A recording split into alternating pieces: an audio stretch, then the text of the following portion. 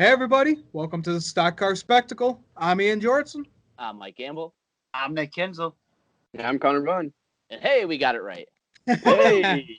And we got another great edition of Kinzel's Classroom. Professor, take it away. All right, boys, we are back. The class is back in session, so we're just gonna, for those who have never seen this before, I pick 5 drivers. I give my assessment of them, and I see if my students over here, my colleagues, if they agree or disagree with the grade that I give them. So we're doing this from this past weekend at Bristol Motor Speedway, the Food City 500. So my 5 drivers, number one, this is gonna be an easy one. The 43 car, Bubba Wallace. He finished the race in the top 10, but that is from coming. He rebounded from 2 speeding penalties in this race. 2 times he had to go to the back because of penalties, and he was able to rebound P10. We all know Bubba Wallace is not in the best equipment. We all know that he needs runs like these, and it's just so awesome to see. So I honestly I give Bubba Wallace a B plus A minus, almost in that A range, because it's just so awesome to see the 43 car in the position that they're in, the equipment that they have. You just gotta love to see them succeed. Yep. Yeah, I got to give him a solid A. I mean, he started 36th, 37th in that race? Something like that. He was basically screwed from the start, but hey, he made his way up there. He finished out. He was running top 10 like the whole race. So, yeah, kudos to Bubba Wallace. You know what? I'm giving that team an A+. Really, kudos to Jerry Baxter. His calls all year have been phenomenal to keep Bubba on the racetrack. And that's what really helped him get this. Yeah, he had the 2 speeding penalties. Bubba had speed in the car. So, yeah, that's why I got to stick with the A range right there. Yeah, he was so fast he couldn't even stay under speed on pit road. So, I got to go with an A as well. Just everything that's going on for Bubba, our one black driver, to finish in the top 10 and the equipment that he's in. And, man, they've really turned it up a notch. And then you consider, last week, both races, he's looking really good, strong contender for top 10s, and has a hub go down in both races. It's like, come on, man. So to rebound from that the way he did. And then, like we said, too, starting that far back, unbelievable. Did I just crash out again, guys? He crashed. I can't see him. You're a little frozen.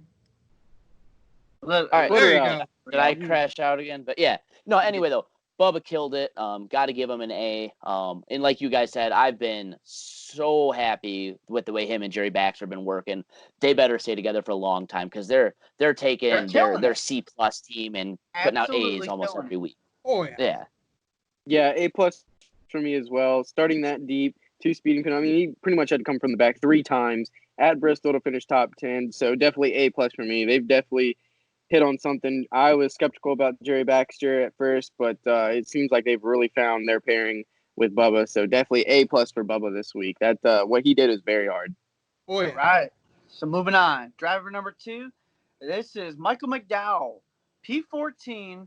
Considering that John Hunter Nemechek has been pretty much carrying Front Row Motorsports, it's really good to see both of those cars looking fast. Michael McDowell needed a run like this because Front Row Motorsports, he's been overshadowed by the success of John Hunter Nemechek.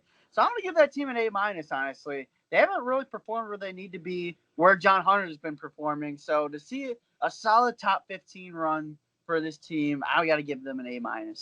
Yeah, I'm right there with you. I mean, and he came back after getting collected. Ian's turn. Oh, he didn't get a lot of damage from that. Restart. Did I freeze? You did. Okay. I gotta agree. All over today, boys. Yeah. Well, it says I have a poor connection, so yeah, it wouldn't be the Stock Car Spectacle without technical difficulties. So, yeah, Michael McDowell, I gotta be right there with you. A range for me, just solid A. After getting collected in that Truex and Almirola incident, and then came back. He didn't have that much damage, but coming back after that incident, getting P14. Yeah, I'll give that him and the 34 team a solid A. Yeah, I'm gonna have to go ahead and agree. Good, I would say B+, A- for sure. They've really struggled so far with that team. He's mightily, like we've been saying, been overshadowed by John Hunter Nemechek. With that being said, though, John Hunter is absolutely just kicking butt all over the track right now. So, just really does beg whether they're getting the best drivers for their equipment or if John Hunter's that good or a little bit of both. But regardless, for the way the Michael McDowell season's gone so far, I got to go B+, A-, somewhere in that kind of range. All right. I'm gonna go lower. I'm gonna go with the C because if you're averaging an F, if you're failing the class and you get 1A, you're still failing the class. Michael McDowell has been nothing short but in the way this year. He had one good race. I think John Hunter has just shown what kind of equipment that really is. I mean, he's been solid all year. This is a type track where you can see really anybody kind of get a really good finish. I mean, we talked back a few years ago, Matt DiBenedetto and equipment that shouldn't even belong in the top 25 finished P5. Fifth. Yeah. Yeah, I think McDowell kind of moseyed into a really good finish. But based on how he's been racing all year, I'll go with the C. You know what? I respect that because Bristol has kind of been a track where we see these underfunded teams been able to show up and have good finishes. Michael McDowell is a very good restrictor plate racer. Michael McDowell is a very good road course racer. But yeah, when it comes to Bristol, I respect that. I won't have to see you after class for that one. Because it's been kind of a racetrack where underfunded teams can have very good runs, as we've seen in the past. And I just want to add, that was easily the most creative grade I've seen with the whole, if you're failing the class and you get 1A, you're still failing the class. That was solid. Yeah. That was some good work right there. You're going to get extra credit for that one. I won't have to. Not only will you not be seeing, I'd be seeing you after class. Extra credit. I like that. All right. Ladies and gentlemen, that's what Connor Bunn brings, the stock perspective. Yeah, I don't think any of us have ever gotten extra credit before, so yeah, right. I'm a little jealous. All right, next driver on my list. Next driver on my list, the number 17 of Chris Buescher. Guys, P23, real struggle all season for him. I know it's early still, but it makes you wonder, was he the right man for the seat, or is the equipment just not that great? He's had some bad luck, yes, but he's just constantly, week in, week out, being outrun by Ryan Newman. And even when Ross Chastain was in the car, he was running better than him. He gets a whopping D+, D- for Bristol. Yeah, I think we see a lot of the power in the 6 car. That's weird to say because, Trevor Bayne was in the 6, and that car had no speed whatsoever. So Ryan Newman and that team, they somehow found the speed. But Chris Buescher in the 17, they're not clicking whatsoever. So, yeah, I'm right there. I got to give them a D-, just for, this race and the whole season with just how they've clicked. Yeah, I'm going to go with a D, solid D.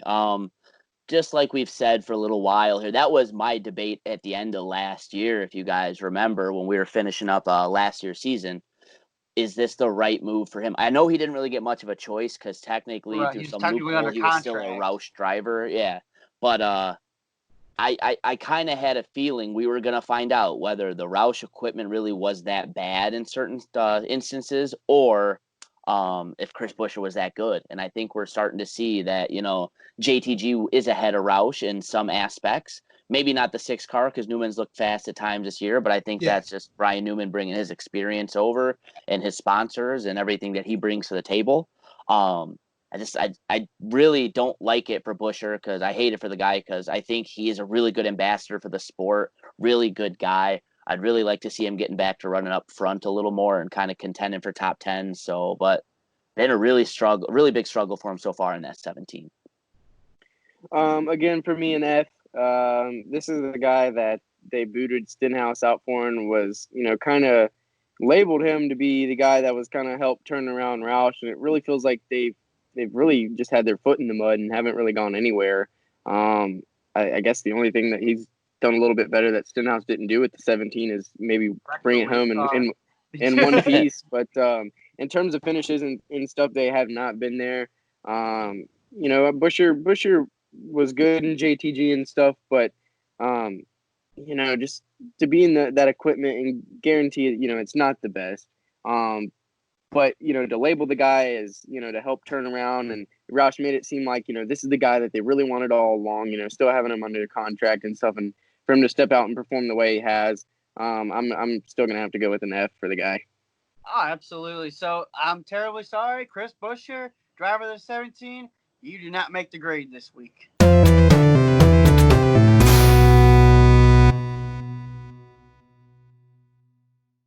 right, guys. Jumping back in, the next driver I got for us is Daniel Suarez. He finished P18 in this race, but I did some research here. This is the best run that Gaunt Brothers Racing has had on a non-restrictor plate racetrack. The team is yet to find its stride this year. Daniel Suarez missed the Daytona 500. They've just struggled all season long. Solid top 20 for the 96 car. Definitely deserving an A, giving the funding, the equipment, and just how their year has gone. Yeah, I think we know Bristol is a track where underfunded teams can perform, but Daniel Suarez needed a finish like this. Crazy to say, he needed an 18th place finish, but I give Gaunt Brothers Racing an A for their performance this weekend. Yeah. I'm gonna Go go with ahead. B. I think for me, even in that kind of circumstance, I have a really hard time justifying giving an A on anything outside the top 15. But I will say in this circumstance, I do understand your argument for an A, and I don't necessarily disagree with it, but I'm just going to go with a B plus at this point. If he did crack the top 15, then, oh, yeah, easily an A. But, yeah, we all knew the situation he was walking into when he signed with GBR. We knew it wasn't going to be anywhere even remotely close to super competitive equipment. Wasn't going to be like anything he's driven so far in the Cup Series. But it does seem like every once in a while, recently here, he's getting a little better, and he'll show you a little something every once in a blue moon here. So maybe they're starting to kind of figure out some things over there, how to work with Daniel and vice versa. But yeah, P18 for that team is a pretty huge day. I'm going to go with a B plus. Yeah, given the performance of these cars, the performance of the driver, I'm not the biggest Daniel Suarez fan, but P18 for that team, for Daniel Suarez, that's one hell of a finish, so I got to go with the B plus for them. Yeah, I agree. I'll go a little bit easier on Suarez this week, just considering he's in the equipment that he's in, and it's underfunded and stuff. I'll go with a B minus. But had this been last year in a Stewart Haas car, Yeah, or the that's year not a before good in a day. Gibbs car, he would easily be in an F minus range. But I'll give him a B minus. Just because seeing how light years off that car is from the other Toyotas or really anybody else in the field. I'll give it to Daniel this week. He wheeled it home to a pretty good solid finish. Yeah, I had to give him the benefit of the doubt because this is Gaunt Brothers Racing best finish on a non-restrictor plate racetrack. Yeah. They show up on the restrictor plate racetracks, but for that's what really solidified it for me, is that he was able to run that well on a non-restrictor plate race. Granted, it being Bristol. And then my last driver that I got for us is the driver of the number 95, Christopher Bell. He started the race P35. He was able to work his way. He showed speed all day long. He was up in the top 5 at most parts of this race. Came away with a 9th place finish.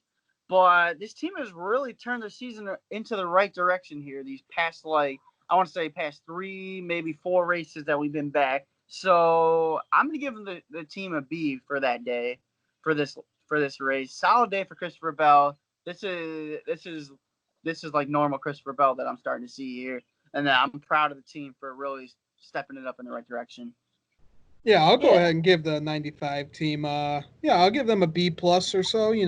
They're starting off with a young driver, young experienced driver who had 13, 14 Xfinity wins or something like that. No, so 16. Yeah, 16. Yeah. Who's counting though? Yeah. But yeah, we know he's got the Toyota power. It's not as fast as the Joe Gibbs cars, but he's showing some speed right now. So yeah, I got to give him a B plus because that was one hell of a performance at Bristol. Yeah, I'm gonna actually go with the solid A, mainly because before the last 4 races, the 95 car yet to have a top 20 finish. He struggled to finish races for whatever reason, and it seemed like the last 4 races, with the exception of one of the Charlotte races where he was running in the top 10 all day, had something misfortunate happen at the end, finished 21st. To see how he's raced, these last 4 races as opposed to the first 4, yeah, I'll give him an A because he honestly does look like he's coming into his own. He looks like a vet, and I think a lot of the spotlight right now is going on Reddick and Hunter Nemechek, which rightfully so. Those guys are good, but I feel like those guys have had blips of good moments, on the last few races, and I feel like Christopher Bell has solidly, consistently been there in the top 10 and have got the finish. A lot of the times we see Hunter Nemechek up there, and, something will happen, he won't get the finish, or Reddick will have blips a moment where he's, in the top 10 or 12, and, he'll overdrive it and, crash it and not get the finish. But, Bell, I really think for what that equipment is, I think he's done a marvelous job. So I'll give him a solid A. All right. All right. Yeah. Yeah, I'll go ahead with a B+ here as well. I think that's a pretty strong effort from, everything that's going on with the 95 team. We know they're not exactly the most funded team in the garage, but with that being the golden boy, I'm sure they're getting a little more help from Joe Gibbs than we know of. It's hard for me to juggle. I don't want to be that guy that holds the expectations that came around with him against him, because I talk a lot about how that's not fair per se, but I think it's hard to ignore at the same time. I expect this to be a regular thing from Christopher Bell. He is that good, and I think he will be that good. I'm just gonna go with a B+, not because of the expectations of surrounding him, but I just know he can do better, and he will do better. Absolutely. Yeah, absolutely. So. All right, so I have a couple honorable mentions who didn't make the grade card, but I just wanted to kind of mention really quickly. Austin Dillon, another top 10 finish for him. He finished P6. Seems like these first 8 races, RCR's fast this season so far. Is this the year they finally turn it around? The only reason I didn't put Dillon in this week is because I featured him on last week's Kinzels Classroom. And then the second driver makes the honorable mention, Clint Boyer. Finally gets a good finish, P2. Finally, no bad luck for him in this race. Yeah, he got a little lucky there with Chase and Logano taking each other out, but this is where he needs to be running if he wants to return next season, which we don't know if he's going to. And this needs to be the jolt he needed to get their season turned around, because it's been ugly cut prior to this race. And then a driver who I didn't also include on the grade card, but if he was on the grade card, he would not make the grade. Martin Truex Jr. P20. He got spun by Eric Almirola, but he just really wasn't a real factor all day long. He just kind of lacked some speed, and then I know he probably got some lane choices that didn't go his way, but he just wasn't enough for me that day. P20. It's not really his track either. It's really not his track either. It's not really his track, and if there's if anything's more obvious of what that team's missing, it's Cole Pern. Yeah. I think Martin Truex. Martin Truex and Cole Pern met each other at 100% last year. I think James Small is a good crew chief, but they're lacking that little bit that Cole Pern was able to fill and get that car to where they want it to be in victory lane and stuff. And I think Cole Pern, the guy, say what you want about him, dip it out on the sport like he did, but he's accredited for, it's hard to say, if not 99% of Truex's success. I mean, what did the guy do before him and stuff? So it's obvious what that team is missing. It sucks for Truex, but hopefully him and James Small can kind of find their stride. They've showed blips that they've been fast and good this year. So yeah, absolutely. Oh, yeah. So yeah, boys, that's what I got on the roster sheet this week. So that's all the professor really has to say. Class dismissed. All right, guys. Thanks for watching the Stock Car Spectacle. I'm Ian Jortson. I'm Mike Campbell. I'm Nick Kinzel. I'm Connor Bunn. Guys, make sure to follow Connor Bunn and For the Lead on Twitter and Instagram. Follow our good buddy Patrick Cotto, Cotto's Mojo Podcast, on Twitter and Instagram as well. You can find us at Stock Car Spectacle on Twitter and Instagram as well. Make sure to follow all of our podcast platforms. If you don't feel like watching the video version, which I don't know why you wouldn't. Come on. Yeah, look at these faces. Come on. Yeah, right? Why wouldn't you want to see these beautiful faces? So that'll do it for us for the Kinzels Classroom on Stock Car Spectacle. We'll see you next time.